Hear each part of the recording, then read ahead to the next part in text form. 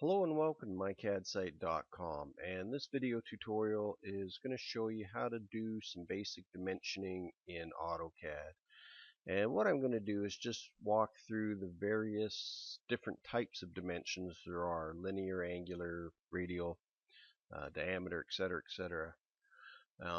All this is pretty straightforward, but I'm just going to add it. This is part of tutorial 4-11A if you want to get a little bit more detail on how some of these work. But for now, we're just going to walk through them, and I've just drawn a basic shape here that shows some of them.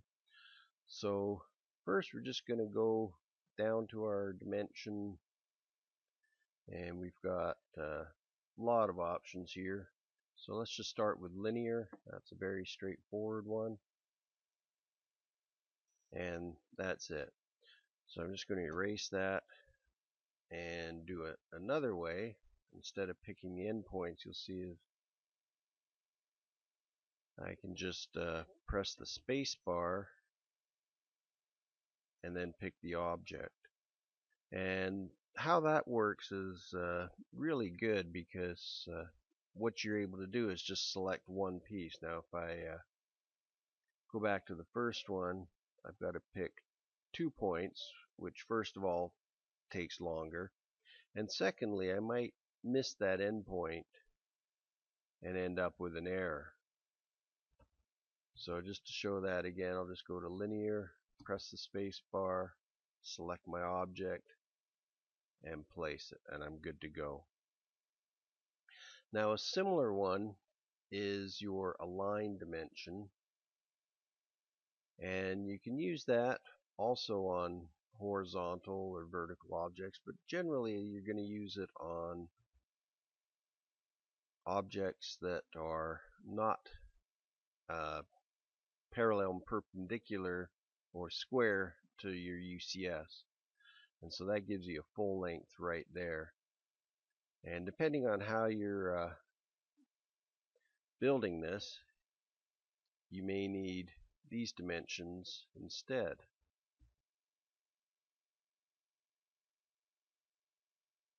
And so you might get rid of this one and just put these two in. But anyway, an align dimension is just going to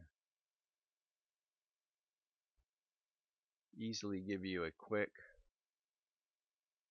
dimension that's parallel to the line that you're drawing.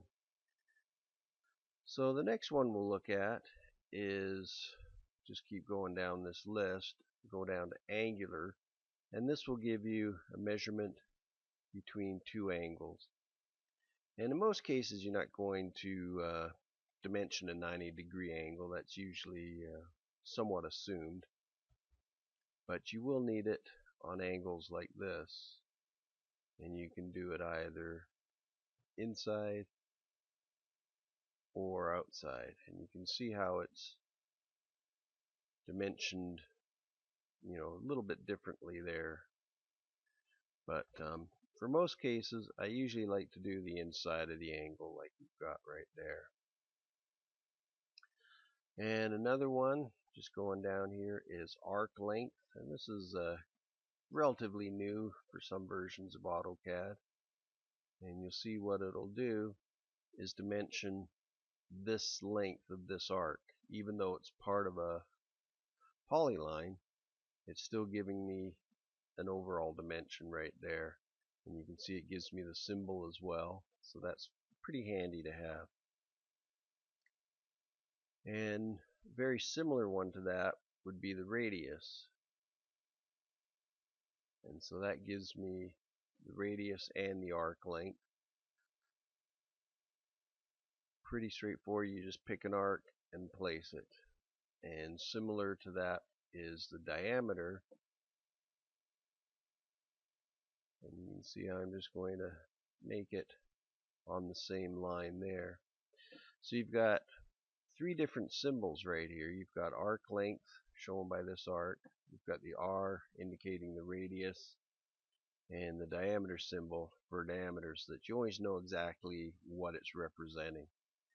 As a rule, anything like a circle signifying a hole is generally going to be dimensioned with the diameter.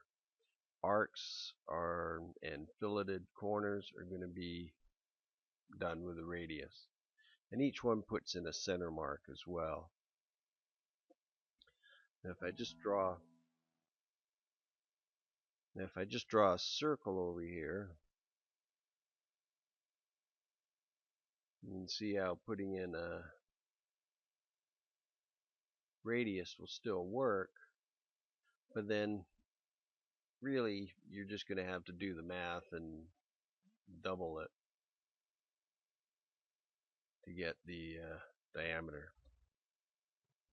Another thing we can do is just put in the center mark itself.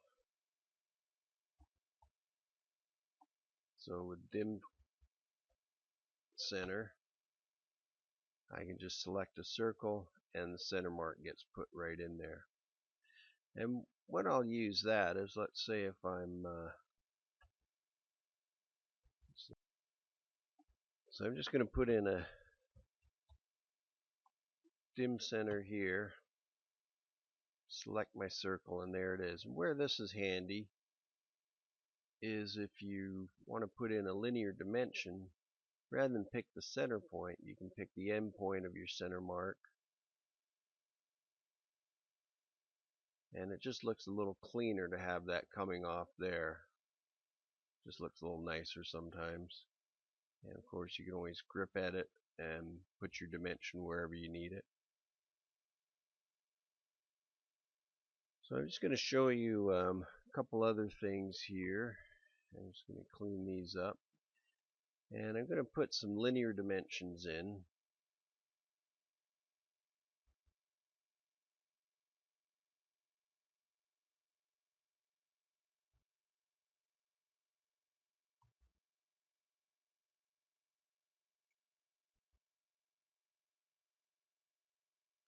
And as you can see, I've just randomly placed them there.